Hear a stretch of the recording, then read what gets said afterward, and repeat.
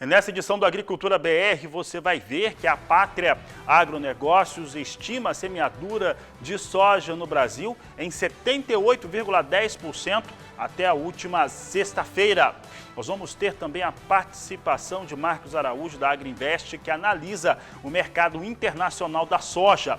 Hoje, você vai acompanhar como é que vem o desenvolvimento do trigo no Rio Grande do Sul, que agora chega a 70% das áreas de destino. São alguns dos destaques de hoje no Agricultura BR, que começa agora.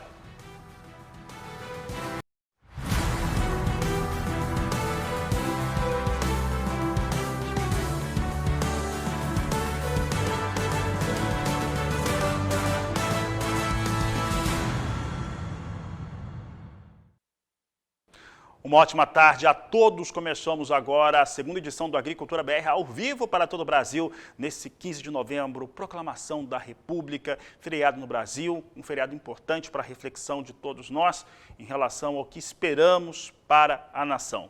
Você que está nos acompanhando pelas antenas parabólicas no sistema digital e analógico em todo o Brasil, pela NET Claro TV nos canais 190 e 690, pelo portal sba1.com, é o portal do agronegócio, notícias, informações, aquilo que você precisa saber, com bons negócios, oportunidades para você.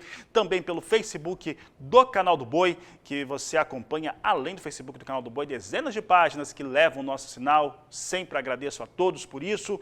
E também Neo TV, é uma TV por assinatura no Paraguai e no Brasil. Sejam todos bem-vindos. Começa o programa de hoje falando sobre soja e falando sobre a semeadura da oleaginosa na média nacional. E de acordo com números que foram apresentados por Pátria Agronegócios, chegou a 78,10% na média nacional. É o que nós vamos acompanhar, primeiro pegando o Brasil inteiro. Você tem aqui o comparativo de acordo com Pátria, média dos últimos 5 anos, de 62,9% para uma data de 12 de novembro. Em 12 de novembro estava em 69,4% em 12 de novembro do ano passado. Neste ano, chegando agora a 78,10%, é o que nós trazemos aqui em destaque no Agricultura BR, chegando aqui a um número bastante expressivo, quase 80% em relação ao cultivo da soja. Dando destaque agora aos estados que são os principais produtores de soja no país. Você vai acompanhar o que os 5 principais estados estão produzindo. E eu começo o destaque pelo estado do Mato Grosso. O Mato Grosso está muito próximo a terminar a semeadura da soja, está aqui na tela. Você tem aqui semeadura da soja em Mato Grosso com 99,50%. Comparado à safra do ano passado, nessa mesma data há um avanço de 5 pontos percentuais. Pode passar para o próximo estado. O próximo estado é o estado de Mato Grosso do Sul. O nosso gráfico aqui, o nosso mapa gira, vai para Mato Grosso do Sul, onde temos 96,70% da área cultivada, avanço de 4,2 pontos percentuais frente à safra passada. Sigo pelo centro-oeste brasileiro, porque eu vou agora para Goiás. Que saudade de Goiás. Goiás agora vindo neste momento com 88,60% da área cultivada. Goiás está bem acelerado frente ao ano passado, 24,6 pontos percentuais para uma data do dia 12 de novembro. Destacamos agora os estados do sul do Brasil, os grandes produtores do país. Os 5 maiores produtores estão destacados hoje. Aqui é Paraná. Paraná chegando a 95,20% da sua área de cultivo, 11,2 pontos percentuais de avanço frente ao ano passado. O único estado, pode girar o mapa, agora vamos para o Rio Grande do Sul, o único estado que não tem uma antecipação em relação ao ano passado, pode girar, se a gente tiver o mapa do Rio Grande do Sul, pode mandar, obrigado. O único estado é o Rio Grande do Sul. Você vai ver aqui que está em 29% essa semeadura da soja. É uma questão climática específica no Rio Grande do Sul. Vem com um atraso de 2 pontos percentuais. Assim vem as condições de cultivo, né, a semeadura de soja em todo o Brasil. Lembrando que na média nacional chega a 78,10%. Para o Rio Grande do Sul o número é mais baixo, mas é um número natural para essa época. O Rio Grande do Sul planta mais tarde que Paraná e que os estados do Centro-Oeste. É uma questão também da sazonalidade dos estados. Rio Grande do Sul planta mais tarde. Brasil inteiro chegando a 78,10% de semeadura, de acordo com a Pátria Agronegócios.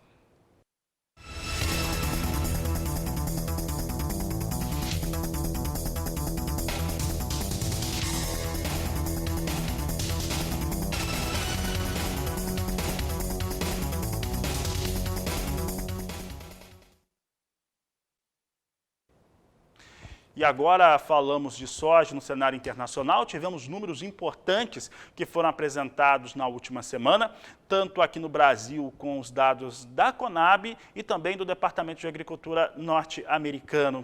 O departamento, por exemplo, trouxe números em relação à soja dos Estados Unidos que surpreenderam o mercado. O mercado aguardava um número mais cheio, até 1 milhão de toneladas a mais na estimativa de produção, e o que aconteceu foi uma redução nessa estimativa de 633 mil toneladas. Os estoques de passagem dos Estados Unidos subiram. Eles subiram para 9.250.000 toneladas, mas abaixo daquilo que os operadores aguardavam. Os operadores aguardavam 10 milhões de toneladas. Isso acabou sendo positivo para o mercado.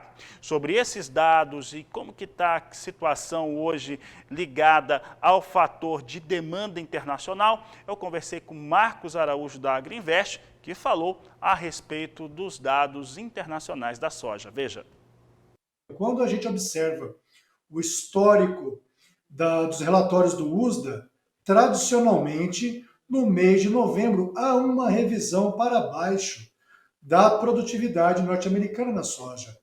E esse ano se confirmou.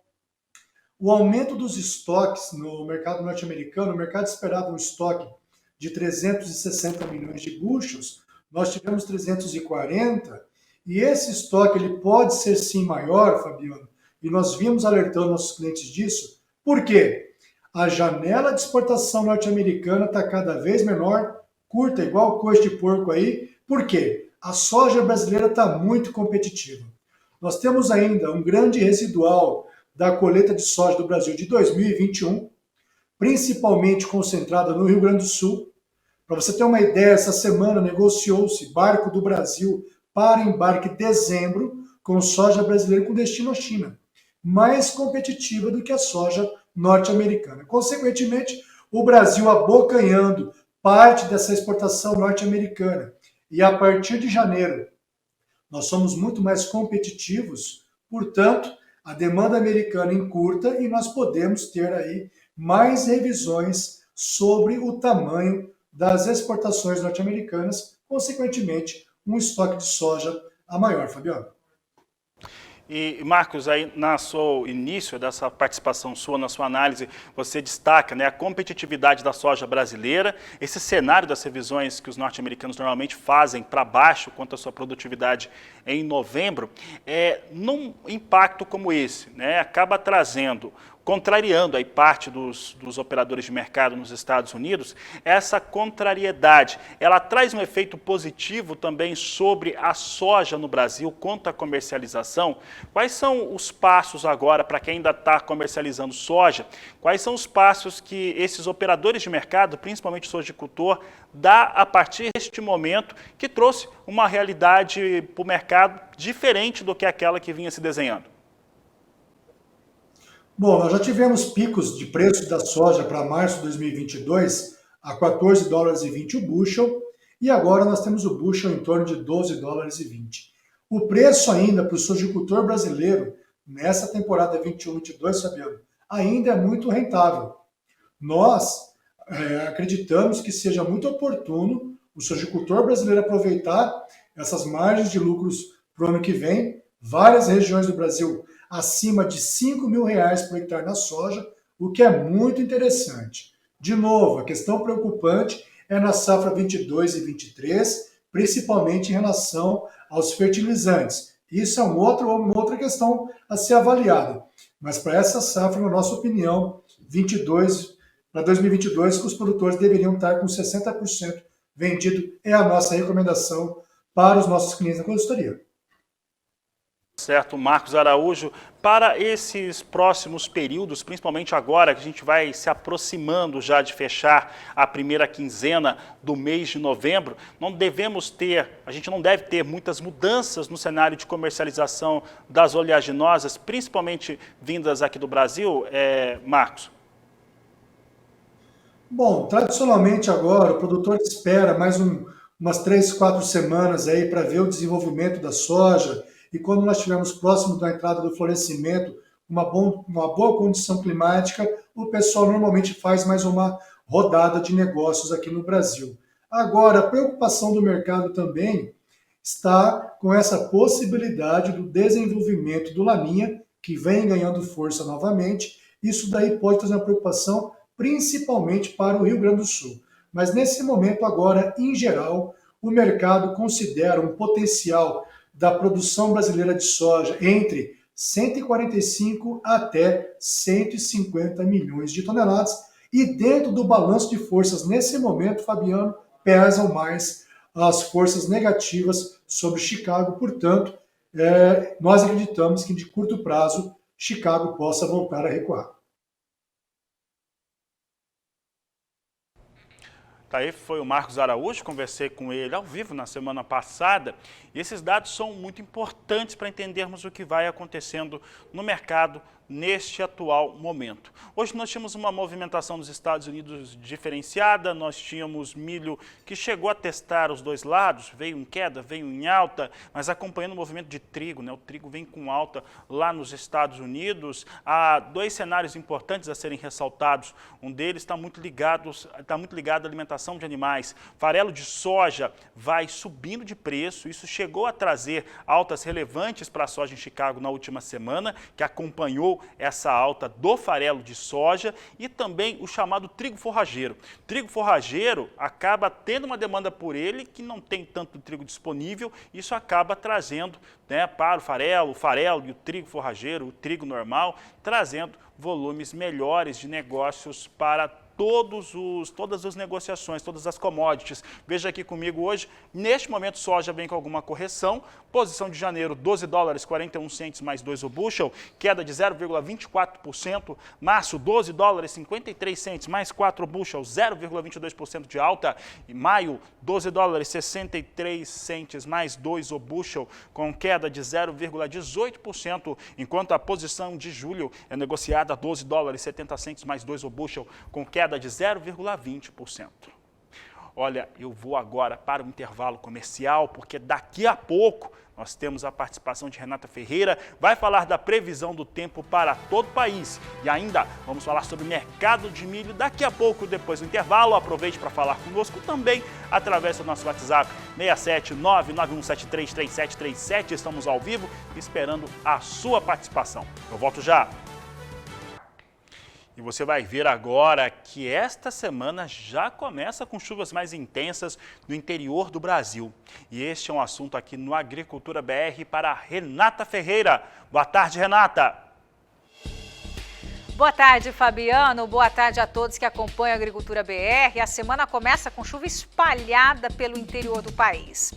Na região sul, a segunda-feira terá sol com poucas nuvens e tempo firme na maior parte aí dos 3 estados. Há condições para pancadas de chuvas isoladas no noroeste paranaense, mas que não acumulam volumes significativos. E no leste de Santa Catarina, algumas nuvens passam, mas não chove. No sudeste, sol, muitas nuvens e chuva a qualquer hora no norte de Minas Gerais. No Espírito Santo não chove, o tempo fica firme durante o feriado também sobre o Rio de Janeiro e na maior parte aqui do estado de São Paulo. No centro-oeste do país, o dia terá muitas nuvens e chuva a qualquer momento sobre o leste aí de Mato Grosso, estado de Goiás e no Distrito Federal, além da maior parte do estado de Mato Grosso do Sul. Nas demais áreas da região, previsão de sol com pancadas de chuva no período da tarde. No Nordeste, o céu fica cheio de nuvens e chove em vários momentos no centro-sul da Bahia, também no Maranhão e Piauí, tem pancadas de chuva a partir da tarde. O sol aparece e chove de forma fraca desde o litoral do Rio Grande do Norte até o nordeste da Bahia. No Ceará, sol e chuva passageira. Na faixa norte do país, Fabiano, o céu fica cheio de nuvens e chove em vários momentos sobre o estado do Tocantins. O sol predomina e não chove no estado do Amapá e nas demais áreas, sol com pancadas de chuva à tarde e risco também para trovoadas. E Fabiano, como temos falado há algumas semanas, a temperatura do Oceano Pacífico está mais baixa que o normal para essa época do ano, né? O que caracteriza um fenômeno laninha moderado. Mas de acordo com o NOAA, há chance de que o resfriamento prossiga além do verão e avance ao longo do outono de 2022. Segundo a simulação canadense, espera-se um padrão típico do fenômeno no Brasil, com chuva acima da média aí nas regiões norte e nordeste, assim como no norte das regiões sudeste e centro-oeste entre dezembro de 2021 e fevereiro aí de 2022. Por outro lado, a região sul e os estados de São Paulo, de Mato Grosso do Sul receberão menos chuva que o normal, com chance de estiagem em algumas áreas. Em relação à temperatura, Fabiano, ela permanecerá próxima ou abaixo da média na maior parte do país, seja pela presença de ondas de frio mais intensas ou pela chuva persistente. Nesse período, o calor acima do normal vai predominar apenas no leste do Nordeste e no Rio Grande do Sul. E a gente segue por aqui monitorando toda essa situação. É com você. Obrigado, Renata. Uma ótima tarde a você. E olha, durante a programação, você tem previsão do tempo hoje pelo Canal do Boi, pelo Agro Canal também. Hoje à tarde temos um grande evento, um grande leilão aqui pelo Canal do Boi.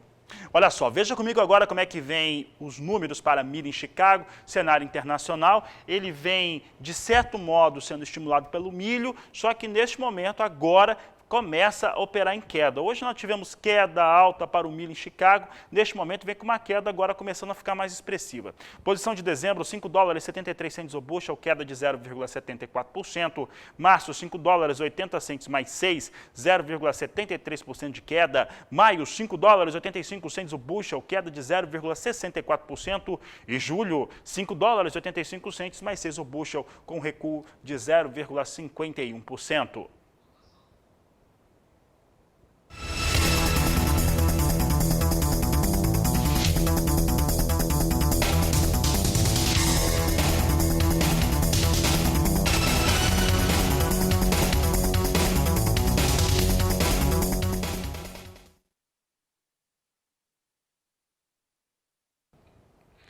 E no estado do Rio Grande do Sul, a colheita do trigo se aproxima do final, chegando a 70%. É o que você acompanha agora na reportagem de Viviane Lara. A colheita do trigo foi favorecida nos últimos dias aqui no Rio Grande do Sul pelo tempo seco e atinge 70% da área total, pouco mais de 1 milhão de hectares. Na região de Santa Rosa, 92% das lavouras já foram colhidas. Restam apenas aquelas áreas que foram semeadas com cultivares de ciclo curto em julho. Produtores e também técnicos estão observando a redução do peso hectolitro, principalmente naquelas áreas em que a estiagem afetou o desenvolvimento vegetativo da planta. Outra constatação é a da presença de grãos com giberela, decorrente das condições de umidade provocadas pelas chuvas no período de floração. Já na região de Ijuí, 74% do cereal já foi retirado do campo. O rendimento médio é de 2.900 quilos por hectare, com boa qualidade dos grãos. Produtores aproveitam para comercializar a produção para evitar perdas com a queda de preço devido ao aumento da oferta da safra, além de que muitos estão usando o trigo como moeda para pagamento de alguns insumos das lavouras de verão. Segundo o levantamento da Emater, o valor comercializado da saca de 60 quilos disponível em Cruz Alta é de R$ 89,00. Do Rio Grande do Sul, Viviane Lara. A Agricultura BR vai para mais um intervalo comercial. Daqui a pouco eu volto trazendo as informações sobre o mercado do café. Antes de sairmos, você vai conhecer um pouco do trabalho feito com formação de pastagens com sementes de alta qualidade e eu volto já. E a construção de um solo favorável que consiga trazer aprofundamento do sistema radicular da planta é o grande desafio dos produtores do estado de Mato Grosso.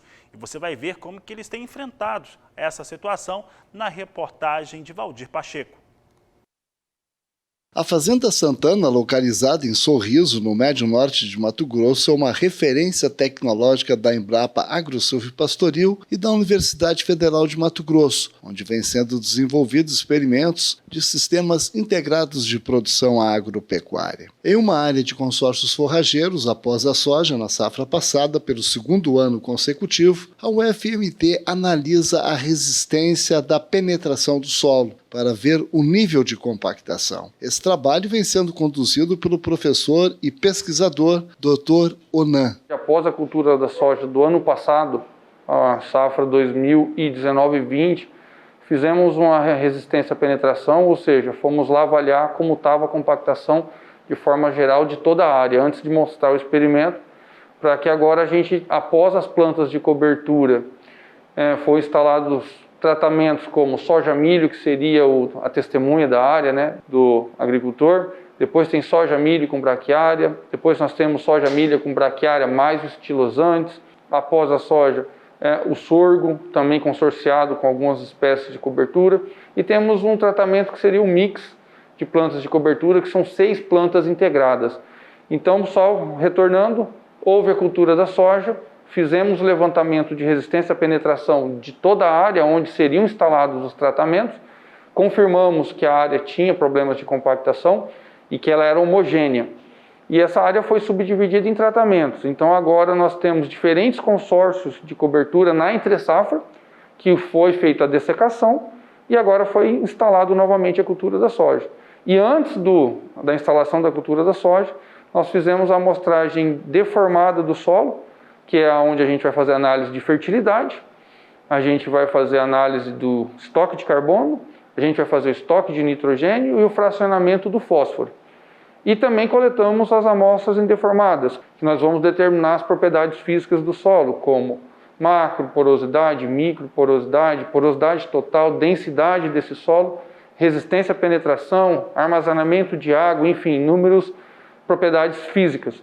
E a gente espera que esse primeiro ano já a gente consiga pegar modificações tanto em fertilidade, quanto no estoque de carbono, quanto no fracionamento desse fósforo e também já alguma coisa em física do solo em função do sistema radicular, decomposição dessa matéria orgânica.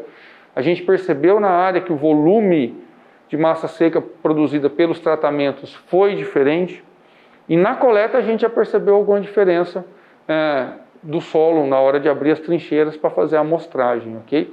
Com um instrumento específico, esta aluna de agronomia realizou os testes para mensurar a compactação do solo.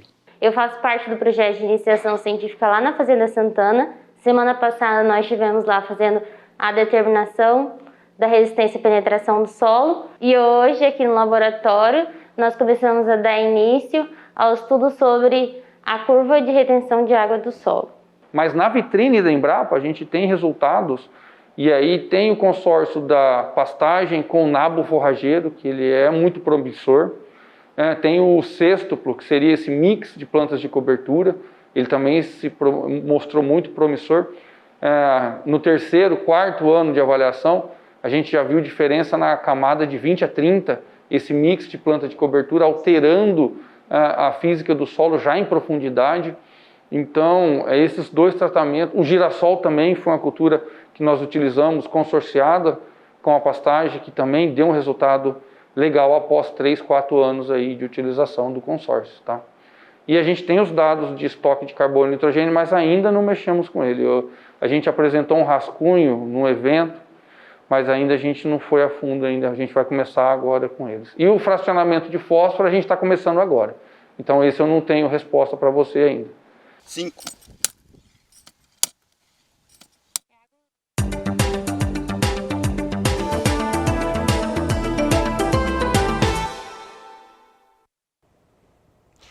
E por aqui o Agricultura BR fala sobre café agora. E os negócios seguem sustentados para o café arábica, principalmente por conta de fatores climáticos e a ameaça à produção global de café. Olha, essa ameaça ela já se confirmou no Brasil, não há qualquer dúvida sobre isso.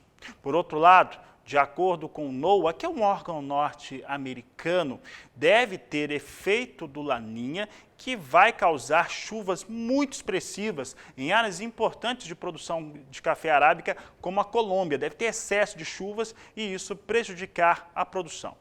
Essas informações têm dado sustentação a mercado que deve seguir subindo. Ainda que Nova York, às vezes, por vezes, tem momentos no qual operadores fazem ceder, mas o cafeicultor brasileiro está muito atento a isso. Lembrando que hoje não tem operação de café aqui no Brasil, mas a gente fica de olho para trazer as informações para você ter a melhor estratégia de negócio. Veja só como o café sobe hoje, tá? O café vai sensibilizando com as questões climáticas. Dezembro, 2 dólares, 24 centes mais 80 a libra peso, sobe mais de 5 pontos. Posição de março também, subindo mais de 5, 2 dólares, 27 centes a libra peso. Maio, 2 dólares, 27 centes mais 10 a libra peso, quase 5 de alta. E julho, 2 dólares, 27 centes mais 35 por libra peso. São os negócios que eu destaco agora com café arábica na Bolsa de Nova York.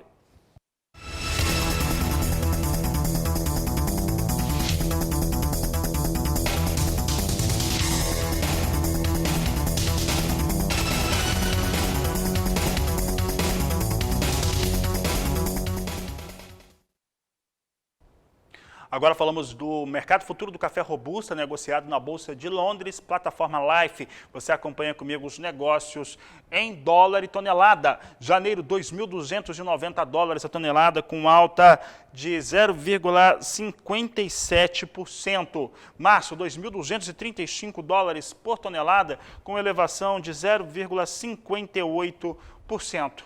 Maio sobe 0,68% a 2.211 dólares por tonelada e julho 2.209 dólares a tonelada com alta de 0,82%. São os negócios que eu destaco agora com o café robusto em Londres.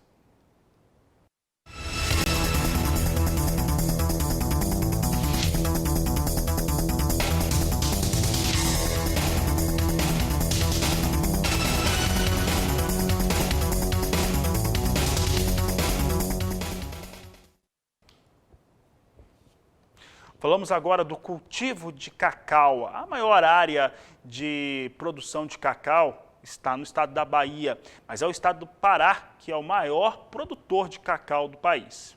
Já São Paulo tem elevado as suas áreas de cultivo e é o que você vai conferir agora na reportagem de Gustavo D'Angelo. A Bahia é o estado com maior área plantada do cacau no Brasil, com 440 mil hectares e uma produção de 106 mil toneladas. Mas o maior produtor da fruta é o Pará, com 144.200 toneladas, numa área de 149.700 hectares. A produção brasileira é a 7ª maior do mundo. Apesar disso, o país não consegue suprir a demanda interna e precisa importar o cacau. A fruta é uma das commodities agrícolas com maior valor agregado atualmente, mas conta com perfis de oferta e demanda concentrados em poucos produtores. Com isso, diversificar esse mercado tem sido um grande desafio que alguns agricultores paulistas resolveram encarar. Aqui em São Paulo, a produção de cacau ainda é recente. Os produtores estão começando agora, mas o cultivo vem aumentando, inclusive com investimento em áreas irrigadas. Atualmente, 15 municípios do Noroeste Paulista já possuem áreas com cacau. Na região, já são mais de 200 mil pés da fruta. E é assim, aos poucos, que o estado vai tentando entrar no mapa do cacau no Brasil. De Araçatuba, São Paulo, Gustavo D'Angelo. Com essas informações, encerra essa edição do Agricultura BR. Desejo a todos uma ótima tarde, bons negócios, porque daqui a pouco tem leilão aqui no Canal do Boi. Eu vou voltar às 16 horas lá no Agrocanal. Então a gente se vê na programação do SBA. Um abraço e até mais!